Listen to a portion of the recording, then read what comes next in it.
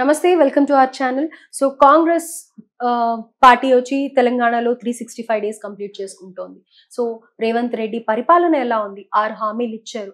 So ఏదన్నా ఒక కొత్త చేంజ్ వచ్చింది అంటే, ఒక సీఎం వచ్చారు అంటే ఆర్థికంగా ఎలా ఉంది? సామాజికంగా పరిస్థితులు ఎలా అన్నా మెరుగుపడ్డాయా? అలాగే రాజకీయంగా ఏమన్నా మార్పులు వచ్చాయా అనేది గమనిస్తూ ఉంటారు ప్రజలు.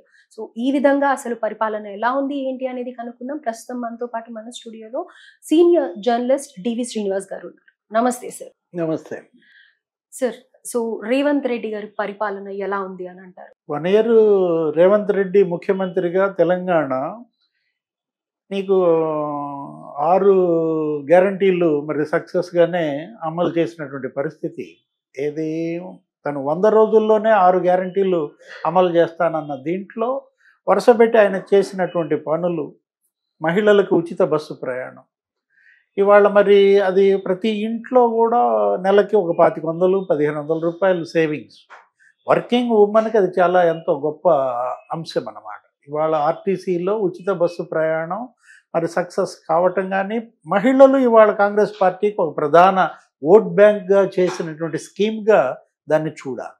అట్లాగే రైతు రుణమాఫీ కానీ, ఇప్పుడు రైతులకు మరి దగ్గర దగ్గర ఈ సంవత్సరంలోనే ఒక 20,000 కోట్ల పైన మరి ఆయన ఇచ్చినటువంటి అంశం అన్నమాట. వివిధ పథకాలు కానీ, ఇప్పుడు యువత, ఎందుకంటే గత ప్రభుత్వం పైన తిరగబడింది, ఈ ప్రభుత్వాన్ని కోరి తెచ్చుకుంది ఈ 3 సెక్షన్సే: రైతులు, యువత, మహిళలు. 10 ఏళ్ళు తెలంగాణ రాష్ట్ర సమితికి అవకాశం ఇచ్చారు, అదే బీఆర్ఎస్, తర్వాత బీఆర్ఎస్గా మారింది. కేసీఆర్ని 10 ఏళ్ళు ముఖ్యమంత్రిగా చేసినప్పుడు అటు రైతులకు కానీ, ఇటు మహిళలకు కానీ, యువతకు కానీ ఆశించిన స్థాయిలో సంక్షేమం అందలేదు, సాధికారత సాధించలేదు. కాబట్టే మొన్నటి పరాజయం. ఎందుకని మనం చూసాం, ముఖ్యంగా రూరల్ ఏరియాలో ఘోరంగా ఓడిపోయింది. ఏ మాట కామాట బీఆర్ఎస్ని కాపాడింది జీహెచ్ఎంసీ. సిటీ కనుక లేకపోయినట్లయితే ఇంకా అసలు అది ఘోర పరాజయంగా మిగిలి ఉండేదన్నమాట. ఇప్పుడు మరి ఈ 3 వర్గాలని ఇవాళ రేవంత్ రెడ్డి ఎలా అడ్రస్ చేశాడు ఈ సంవత్సర కాలంలో అని తీసుకున్నట్లయితే, అటు రైతుల్లో సంతృప్తి, ఇటు మహిళల్లో సంతృప్తి, నెక్స్ట్ యువత. సార్, పెన్షన్స్ కూడా అమలు చేసేసారా? అన్ని పెంచారంటారా? పెన్షన్లు ఇంకా ఇక్కడ పెంచలేదు, అక్కడ పెంచారు. ఇక్కడ ఆంధ్రప్రదేశ్లో పెంచారు, ఇక్కడ మరి పెంచమని డిమాండ్ చేస్తున్నారు. వాళ్ళు క్రమదశల్లో వెళ్తున్నారు. ఏది ఒక సెన్సస్ బిగిన్ అయినట్టుంది, బీసీ గణన ఇవాళ మరి దేశంలోనే మొదటిసారి బీసీ గణన. వాళ్ళు ఇచ్చినటువంటి హామీల్లో అది ప్రధాన హామీ. ఆ రోజు జోడో యాత్రలో రాహుల్ గాంధీ దేశవ్యాప్తంగా జనగణన చేస్తాం, బీసీ గణన చేస్తామన్నారు. అది ఆ తర్వాత ఆ రిజర్వేషన్స్ అంశానికి కూడా దోహదపడుతుందన్నమాట. యువత ఉపాధి ఇవాళ ముఖ్య అంశం. ఎందుకంటే ఇవాళ నీకు మేజర్ సెక్షన్ ఆఫ్ పీపుల్ వాళ్ళే, ఎవరు అధికారంలోకి రావాలి అని డిసైడ్ చేసేది కూడా వాళ్ళే. మొన్న ఓడిపోవటానికి కూడా కారణం బీఆర్ఎస్, కేసీఆర్ ప్రభుత్వం, యువతరం. ఎందుకంటే ఆ రోజు మనం చూసాం ఆ నోటిఫికేషన్ల గోల్మాల్. ఇచ్చిన నోటిఫికేషన్లు అన్నీ కూడా నీకు కేవలం పేపర్ మీదే ఉండటము, ఇంప్లిమెంట్ కాకపోవడము, ఆ క్వశ్చన్ పేపర్ లీకేజీలు మరీ నీకు భ్రష్టు పట్టిన పరిస్థితి. ఏది క్వశ్చన్ పేపర్ లీకేజీతో ఏమైంది, పూర్తిగా ఫెయిల్యూర్ పడిన అంశం. మరోవైపు హాస్టల్స్లో ఫెసిలిటీస్ లేకపోవడము, అటు మళ్ళీ రైతుల్లో కూడా ఎంఎస్పి లభించకపోవటం. అప్పట్లో కేసీఆర్ సీఎంగా మరి కుప్పల మీదే రైతులు గుండెపోటు వచ్చి చనిపోయారని, కొనుగోళ్లు జరగట్లేదని, ఎంఎస్పి లభించటం లేదని, అన్ని వర్గాల అసంతృప్తి ఆ రోజు కేసీఆర్ ఓటమికి ప్రధాన కారణమైనప్పుడు, ఇప్పుడు రేవంత్ రెడ్డి మరి యువతకి ఈ సంవత్సర కాలంలో మనం చూసినట్లయితే అటు నోటిఫికేషన్ల పరంగా కానీ, ఇప్పుడు క్వశ్చన్ పేపర్స్ ఏమాత్రం లీక్ కాకుండా పరీక్షలు నిర్వహించడంలో కానీ అతను సక్సెస్ అయ్యాడు. నెక్స్ట్ పెట్టుబడులు రాబట్టడం. ఏది అటు అమెరికా పర్యటనకు కూడా వెళ్ళొచ్చాడు. అమెరికాలో రేవంత్ రెడ్డి టూర్ మరి సక్సెస్ అయిన విధానం ఏది 33,000 కోట్లు అక్కడి నుంచి ఇన్వెస్ట్మెంట్స్ అతను తీసుకొచ్చానని చెప్పి మొన్న ఆ రోజు ప్రెస్ మీట్లో కూడా చెప్పాడు. వస్తూ కొరియాలో కూడా ఒక 5,000 కోట్ల పెట్టుబడులు. అప్పుడు మొత్తం ఆయన టూర్, ఫారిన్ టూర్ ముఖ్యమంత్రి రేవంత్ రెడ్డి 38,000 కోట్ల పెట్టుబడులు తీసుకొచ్చానని మరి చెప్పిన దాంట్లో వాళ్ళేంటి ఒక రకంగా ములుగు దగ్గర వాళ్ళు ఒక కొత్త జోన్ ఒకటి డెవలప్ చేస్తున్నారు. ఓకే. ఇప్పుడు మనం చూసాం దావోస్ రేపొద్దున జనవరిలో జరగబోతోంది. వరల్డ్ ఎకనామిక్ ఫోరం సదస్సు కూడా. అప్పుడు మరి అక్కడ ఈ అటు అమెరికాలో చేసుకున్నటువంటి ఒప్పందాల తాలూకు ఎంత ఫ్రూట్ఫుల్ అవుతాయో చూడాలి. కొత్త పెట్టుబడులు మరి తెలంగాణకు ఎంత తీసుకురాగలడో చూడాలి. గతంలో పెట్టుబడులు రాబట్టడంలో ఐటీ శాఖ మంత్రిగా కేటీఆర్ సక్సెస్ అయ్యాడు. ఓకే. ఏది బీఆర్ఎస్లో కేటీఆర్ అటు దావోస్ పర్యటనలో ఫలితం కావచ్చు, లేదు ఆంధ్రప్రదేశ్లో జగన్మోహన్ రెడ్డి ఇంపాక్ట్ కావచ్చు, నీకు ఏపీ కన్నా కూడా తెలంగాణ గెయిన్ అయింది. అప్పుడు ఇన్వెస్ట్మెంట్స్ అన్నీ కూడా మనం ఆంధ్రప్రదేశ్ నుంచి కూడా తెలంగాణకు వచ్చేసారు. ఎక్కడో ఎవరో దాకా ఎందుకు అమర్ రాజా బ్యాటరీస్, గల్లా జయదేవ్ మరి అక్కడ వాళ్ళ వేధింపులు తట్టుకోలేక ఇక్కడ మహబూబ్ నగర్లో పెట్టారు వాళ్ళ ఎక్స్టెన్షన్. దగ్గర 10,000 కోట్ల రూపాయలు. ఆ రోజు కేటీఆర్ వెల్కమ్ చేశాడు దాన్ని. అదే కాదు ములుగులో జాకీ వచ్చింది. ఏది అక్కడ అనంతపురంలో రాఫ్తాడ్లో అక్కడ ఉన్నటువంటి ఆ జాకీ గార్మెంట్స్ తయారీ పరిశ్రమని వాళ్ళు ఎల్లగొట్టారు. వాళ్ళేంటి ముడుపుల కోసమో ఏదో మొత్తానికి వాళ్ళు వచ్చి ములుగులో పెట్టుకున్న పరిస్థితి. అదే కాదు లులు కూడా విశాఖపట్నంలో లులు మరి ఆ భూమి మీద వాళ్ళు కన్నేసి అక్కడ కట్టనీయకుండా కన్వెన్షన్ సెంటర్ లులు అసలు అతను పెద్ద లెటర్ రాశాడు ఆలీ, ఏంటి మళ్ళా భవిష్యత్తులో ఆంధ్రప్రదేశ్లో అడుగు కూడా పెట్టనన్నాడు. అట్లాంటిది ఆ లులు కూడా ఎక్కడికి వచ్చింది, హైదరాబాద్ వచ్చేసి. అంటే ఆంధ్రప్రదేశ్ పోగొట్టుకున్నటువంటి పెట్టుబడులన్నింటినీ కూడా తెలంగాణకు తేవడంలో ఆ రోజు బీఆర్ఎస్ కేటీఆర్ సక్సెస్ అయ్యాడు. అయినా అదేమంత మైలేజీ రాలేదు. ఈరోజు అసెంబ్లీలో ప్రతిపక్షంగా పోరాటం చేస్తున్నారు. ఇప్పుడు హరీష్ రావు, కేటీఆర్ ఇవాళ మరి కుడి ఎడమలుగా బీఆర్ఎస్ని ముందుకు తీసుకుపోవడానికి ప్రయత్నం. ఇష్యూ ఏంటంటే కేసీఆర్ బయటికి రాకపోవడం. ఆయన అప్పట్లో ఓడిపోయినప్పుడు ఏమన్నారు, 6 నెలలు సమయం ఇద్దాం, 6 నెలలు వాళ్ళు ఎలా పరిపాలిస్తారో చూద్దాం, ఆ తర్వాత నుంచి మన పోరాటం ప్రారంభిద్దాం అన్నాడు. కానీ మరి ఇప్పుడు సంవత్సరం అవుతుంది. సంవత్సరం అయినా కూడా మాజీ ముఖ్యమంత్రి 10 ఏళ్ళు మరి ముఖ్యమంత్రిగా చేసిన ఆయన, తెలంగాణ మరి పోరాట యోధుడు, ఇంతవరకు మరి నిన్న అసెంబ్లీ ప్రారంభమైంది, అసెంబ్లీకి వస్తారని ఎక్స్పెక్ట్ చేశారు. అయినా రాలేదంటే వీళ్ళిద్దరినే ముందు పెట్టి పార్టీ నడుపుతున్నారంటే మనం ఏంటి, కవిత తను మొన్న అప్పుడు ఢిల్లీ లిక్కర్ స్కామ్లో జైలుకి వెళ్ళిన పరిస్థితి, ఇప్పుడు కేటీఆర్ అరెస్ట్ అంటున్నారు. కేటీఆర్ ఆయన విచారణకి గవర్నర్ కూడా అనుమతి ఇచ్చారు అనే వార్తలు నిన్న మొన్న మనం చూస్తున్నాం. ఈరోజు రేపో మరి నోటీసులు ఇస్తారు, మరి ఆ ఫార్ములా ఈ రేస్ అనుకుంటారు, దాంట్లో కేటీఆర్ అరెస్ట్ అవుతాడంటున్నారు. అదే జరిగితే మరి అటు కూతురు అరెస్ట్ ఢిల్లీ లిక్కర్ స్కామ్లో, ఇటు కొడుకు అరెస్ట్ ఈ ఫార్ములా ఈ రేస్లో, ఈ పరిస్థితుల్లో నీకు అడకత్తెరలో పోక చెక్క, ముందు నువ్వు వెనక్గొయ్యిగా మారుతుంది బీఆర్ఎస్ పరిస్థితి. అంటే ప్రతిపక్షంగా ఇంకా చేయాల్సిన రీతిలో పోరాటం చేయకపోవడం, అసలు అధినాయకుడు బయటికి రాకపోవడం, ఇవాళ మరి అపోజిషన్లో బీఆర్ఎస్ ఫెయిల్యూర్స్ను స్పష్టంగా చేస్తాం. బీజేపీ ఏంటి, ఇక్కడ తెలంగాణలో మొన్న పార్లమెంట్ ఎన్నికల్లో అసలు బీఆర్ఎస్ని 3rd ప్లేస్కి పంపించారు. 2nd ప్లేస్లో బీజేపీ వచ్చేసింది. ఒక టైంలో తెలంగాణ 2 జాతీయ పార్టీలు చెరసాగం పనిచేసుకుంటాయి, ఇక బీఆర్ఎస్ అంతర్ధానం అనుకున్నాం. పార్లమెంట్ ఎన్నికల్లో అదే జరిగింది. అసెంబ్లీ ఎన్నికల్లో నీకు 37% ఓట్లు వచ్చినటువంటి బీఆర్ఎస్ ఇక్కడ పార్లమెంట్కి వచ్చేసరికి 4 నెలల్లో 20% ఓట్లు కోల్పోయింది. 17% 3rd ప్లేస్కి పడిపోయిన పరిస్థితుల్లో బీజేపీ 8 ఎంపీ సీట్లు గెలిచింది. అప్పుడు కిషన్ రెడ్డి, బండి సంజయ్ వీళ్ళందరూ ఏమన్నారు, 8 ఎమ్మెల్యేలు గెలిచాం, 8 ఎంపీలు గెలిచాం, 80 ఎమ్మెల్యేలు గెలుస్తామన్నారు.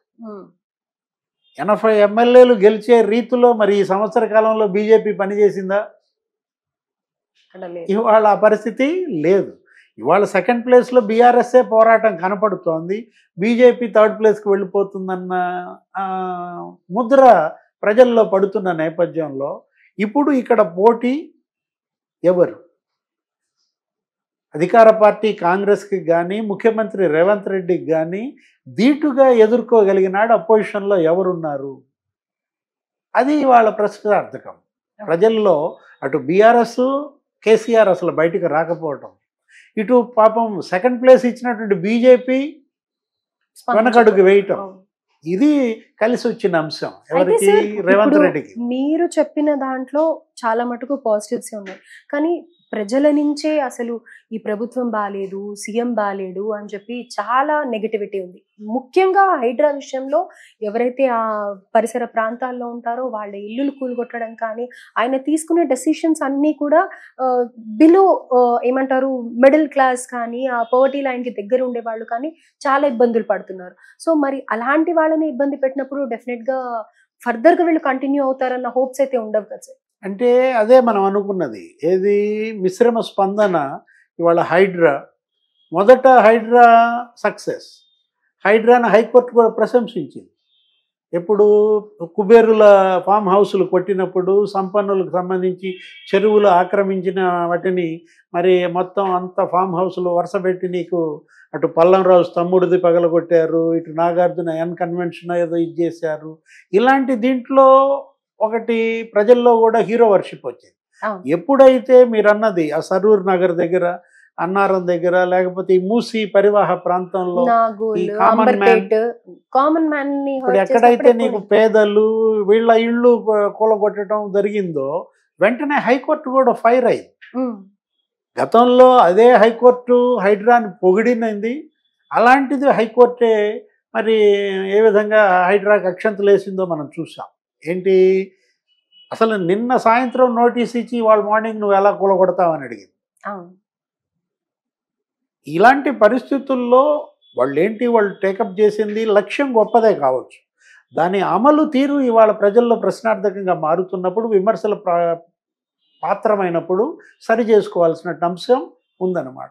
వాళ్ళు ఏం చేశారు? లండన్ థేమ్స్ నది ఒడ్డునుంది, లండన్ టైపులో దీన్ని ఇక్కడ తయారు చేయాలన్నట్టుగా అప్పట్లో అసదుద్దీన్ ఓవైసీ కూడా అక్కడ ఉన్నాడు. ఎక్కడ?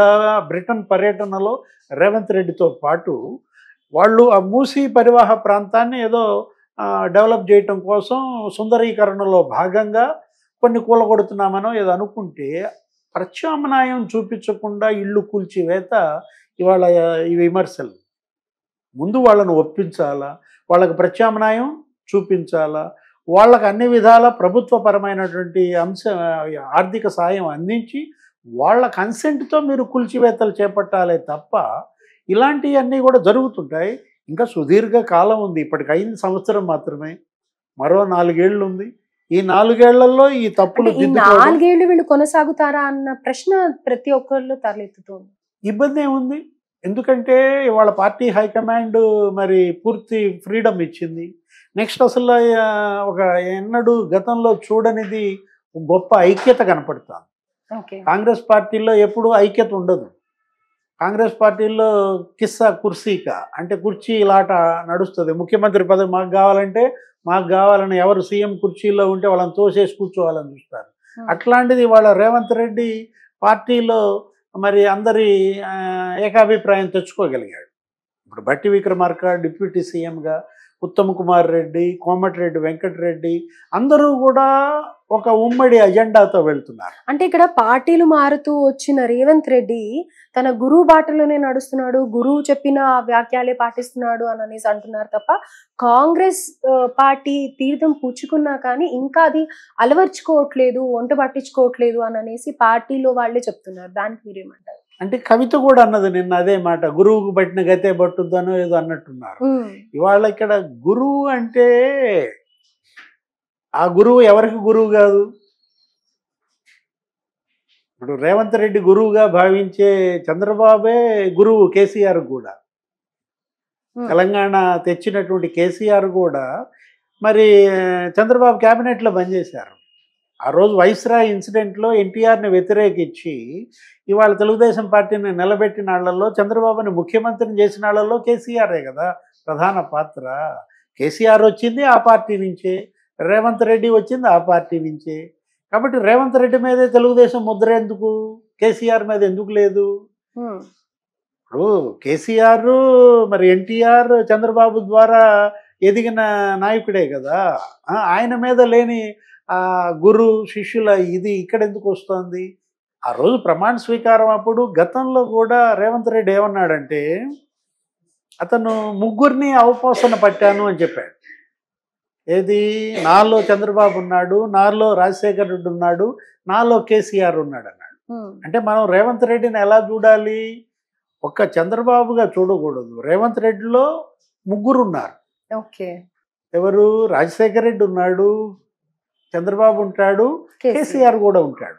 ఈ ముగ్గురి మూల విరాటే రేవంత్ రెడ్డిగా చూడాలన్నమాట. అతనితో రాజకీయం అతనితో రాజకీయం చాలా ప్రమాదకరం. ఏది, అతను బాధితుడు. రేవంత్ రెడ్డి కేసీఆర్ బాధితుడు. అతన్ని జైలుకి పంపారు కదా ఎవరు? అప్పుడు గతంలో మనం చూసాం. అలాంటి పరిస్థితుల్లో కవిత జైలుకి వెళ్ళినప్పుడు కూడా కేటీఆర్ ఏమన్నాడు? జైలుకి వెళ్ళిన వాళ్ళంతా ముఖ్యమంత్రి అవుతున్నారు, రేవంత్ రెడ్డి ముఖ్యమంత్రి అయ్యాడు, అక్కడ చంద్రబాబు ముఖ్యమంత్రి అయ్యాడు, లేకపోతే జగన్ ముఖ్యమంత్రి అయ్యాడు అన్నట్టుగా జైలుకి వెళ్ళినాడు ముఖ్యమంత్రి అవుతాడనే ఒక థీరీ ఏదో తెచ్చాడు. దాన్ని ఉద్దేశించే ఈ ఫార్ములా ఈ కారు రేసు కేసులో కూడా ఇదే మాట అన్నాడు. ఏమని? ఏముంది, నన్ను జైలుకి పంపిస్తారా, పంపించండి, వెళ్తాను, ట్రిమ్ అవుతాను, బయటకు వస్తాను, పాదయాత్ర చేస్తానో ఏదో అన్నాడు కేటీఆర్. ఇక్కడ రేవంత్ రెడ్డిని మనం చంద్రబాబుని ఆయన ఏదో గురువు అనో, చంద్రబాబు ముద్రేసి రేవంత్ ఏదో తగ్గించాలనో అది వర్కౌట్ కాదు. ఎందుకంటే ఇవాళ చంద్రబాబు ముద్ర నుంచి ఎప్పుడో బయటకు వెళ్ళిపోయాడు రేవంత్ రెడ్డి. ఇవాళ రేవంత్ రెడ్డి కాంగ్రెస్ పార్టీ ముఖ్యమంత్రిగా, ప్రత్యేకించి కాంగ్రెస్ హైకమాండ్కి మరి నమ్మకస్తుడైనటువంటి నాయకుడిగా అటు రాహుల్ గాంధీ, ప్రియాంక ఎవరికి ఇవ్వని ప్రయారిటీ రేవంత్ రెడ్డికి ఇస్తున్న నేపథ్యంలో, అలాగే స్టేట్ పిసిసిలో కూడా గతంలో ఏది ఈ 100 ఏళ్ల చరిత్ర ఉన్నటువంటి కాంగ్రెస్ చరిత్రలో కని విని ఎరుగని ఐక్యత. ఉత్తమ్ కుమార్ రెడ్డి రేవంత్ని పొగట్టం, కోమటిరెడ్డి వెంకటరెడ్డి రేవంత్ని పొగట్టం, బట్టి విక్రమార్క రేవంత్ కలిసి నడవటం. అంటే ఏంటి? ఇంకా అతనికి డోకా లేదు. ఏది, 4 ఏళ్ళు నల్లేరు మీద నడకే. ఈ 4